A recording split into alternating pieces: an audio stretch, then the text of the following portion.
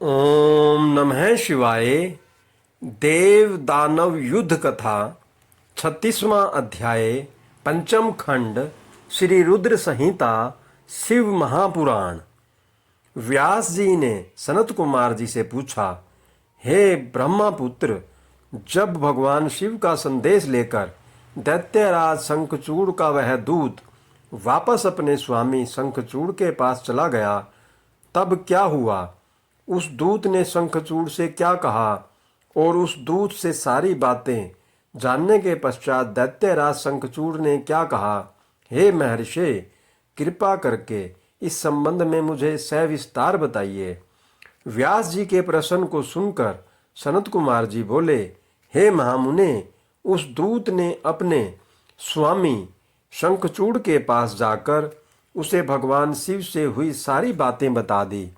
शिवजी की कही बातें सुनकर शंखचूड़ और अधिक क्रोधित हो उठा और उसने अपनी विशाल दैत्य सेना को तुरंत युद्ध के लिए चलने की आज्ञा प्रदान की। दूसरी ओर भगवान शिव ने भी अपने गणों और देवताओं को युद्ध भूमि की ओर प्रस्थान करने के लिए कहा। देवताओं और दानवों दोनों की सेनाएं पूरे जोश और साहस के साथ लड़ने हेतु तत्पर होकर आगे बढ़ने लगी। दानवों की सेना में सबसे आगे शंखचूड़ था और दूसरी ओर देव सेना में त्रिलोकीनाथ भगवान शिव सबसे आगे चल रहे थे। दोनों सेनाएं अपने स्वामियों के जय घोष के साथ आगे बढ़ रही थी।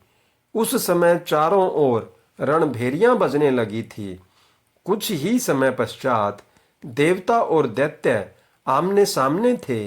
एक दूसरे को अपना घोर शत्रु समझकर दोनों एक दूसरे पर टूट पड़े। भयानक युद्ध होने लगा। हर ओर मार काट, चीख पुकार मची हुई थी। युद्ध का दृश्य अत्यंत हृदय विदारक था। भगवान श्री हरि विष्णु के साथ दंभ, कलासुर के साथ कालका, गोकर्ण के साथ हुताशन, तो कालबी के साथ वरुण देव का युद्ध होने लगा। सब युद्ध करने में मगन थे, परंतु भगवान शिव तथा देवी भद्रकाली अभी तक ऐसे ही बैठे थे। उन्होंने युद्ध करना शुरू नहीं किया था। उधर दैत्यराज शंखचूड़ भी युद्ध का दृश्य देख रहा था। उस समय युद्ध अपने चरम पर था। दोनों सेनाएं घमासान युद्ध कर रही थी। सभी बड़ी वीरता से लड़ रहे थे और युद्ध में अनेक प्रकार के आयुधों का प्रयोग कर रहे थे। कुछ ही देर में पृथ्वी कटे मरे और घायल योद्धाओं से पट गई। ओम नमः शिवाय।